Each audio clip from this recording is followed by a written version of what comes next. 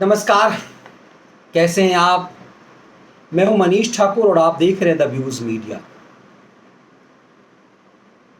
ज्ञानवापी परिसर में क्या कुछ मिला, एक वीडियो जारी हुआ जिस वीडियो से ही लोग ये कहने लगे कि बाबा मिल गए।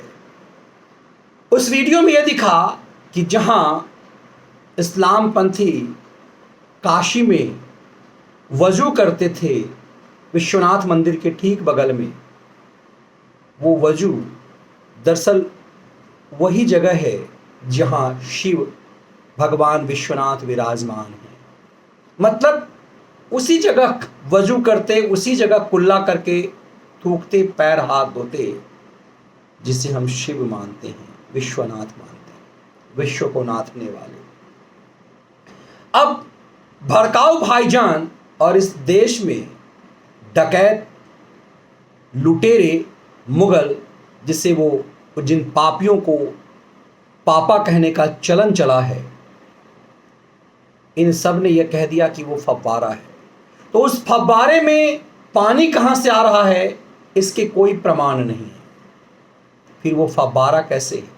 लेकिन जिस जगह को वो फव्वारा कह रहे हैं, ठीक उसी के सामने नंदी जी उसी की तरफ क्यों नजर दिखा रहे हैं, जो माना जाता है सनातनी परंपरा में कि नंदी का मुख हमेशा शिव के तरफ होता है।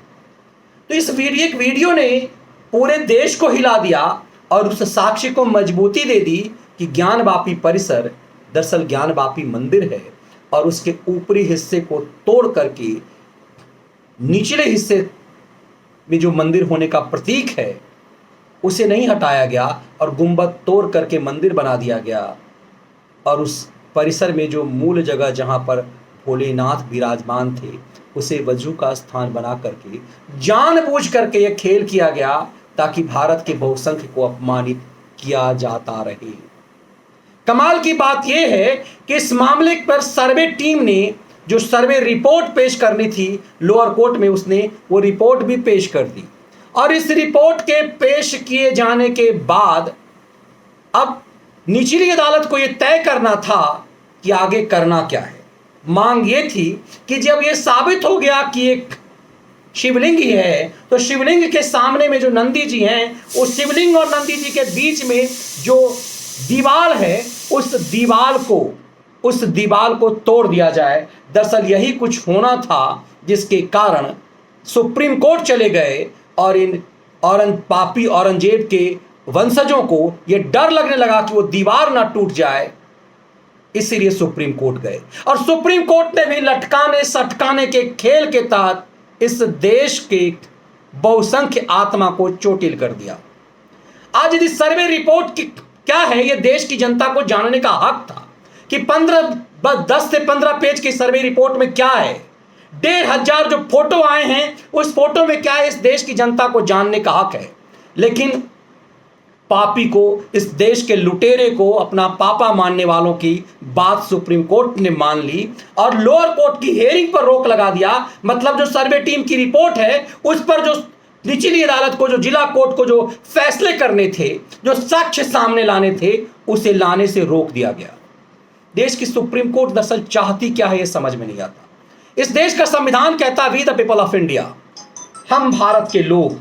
अब सवाल इस बात को लेकर के है कि फिर इस देश की सुप्रीम कोर्ट निचली अदालत को समय पर काम क्यों नहीं करने देती। जब एक हायरार्की बना हुआ है कि लोअर कोर्ट, हाई कोर्ट और सुप्रीम कोर्ट, यही सुप्रीम कोर्ट अक्सर कहता है कि सुप्रीम कोर्ट हर मामले में लेकर आप सुप्रीम कोर्ट चले आते हैं, लोअर कोर्ट में उसका अधिकार क्षेत्र का, उसके अधिकार का पालन होना चाहिए। फिर जब सुप्रीम कोर्ट को यदि लोअर कोर्ट के आदेश पसंद नहीं आते तो इस पर रोक लगा सकती थी।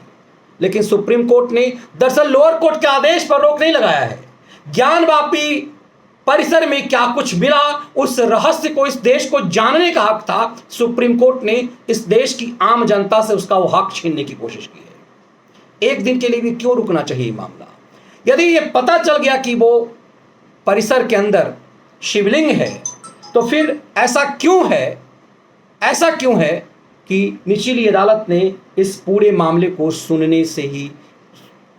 नहीं दिया गया? कई बार लगता है कि इस देश की सुप्रीम अदालत की मनमानी, वो खुद तो कहते हैं कि लक्ष्मण रेखा नहीं तोड़ा जाना चाहिए, लेकिन अक्सर लक्ष्मण रेखा खुद तोड़ते नजर आते हैं। कई बार ऐसा लगता है कि मोदी सरकार इस सुप्रीम अदालत का जितना सम्मान करती है, सुप्रीम अदालत अक्सर वो लक्ष्मण रेखा लांघती है। कई बार कई दौर में यह देखा गया, शाहबानो केस इसके बेहतरीन उदाहरण है। कई बार सुप्रीम कोर्ट के आदेश को पलट दिया गया, लेकिन यहां सुप्रीम कोर्ट संसद के आदेशों को पलटने लगी है।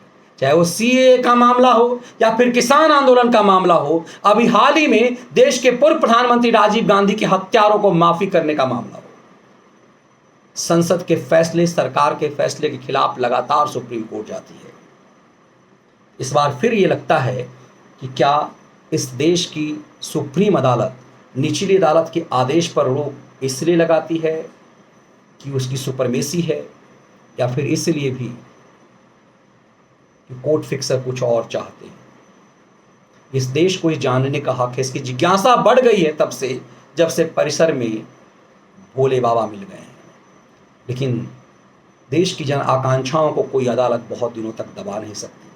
इस देश को जानने का हक है, और वो मिलेगा कि ज्ञानवापी परिसर में पापियों ने क्या पाप किया। सवाल सिर्फ इस बात का नहीं है कि उस शिवलिंग को विश्वनाथ मान करके वहां पूजा की जाएगी, सवाल इस बात को लेकर के भी है कि आखिर इस देश ने सालों तक जिस गंगा जमनी तहजीब की बात की, हमने गंगा जमनी तहजीब की बात की और उन्होंने विश्वनाथ को पर कुल्ला किया, अपने हाथ और पैर धोकर के वजू स्थल बनाए। और बदमाशी यह देखिए कि आज भी जब शिवलिंग मिल चुका है, ओवैसी एंड गैंग कह रहा है कि नमाज बिना वजू के नहीं होती। 200 लोगों को नमाज पढ़ने की इजाजत दी गई, तो वजू करने की इजाजत भी हमें उसी जगह मिलनी चाहिए। काशी का सच सिर्फ यह नहीं बताएगा कि यहाँ शिवलिंग है, काशी का सच इस देश के सेकुलरिज्म के षड्यंत्र की भी पोल खोलेगा। अदालत कितने दिनों तक इन तमाम चीज़ों पर विराम लगा पाएगी।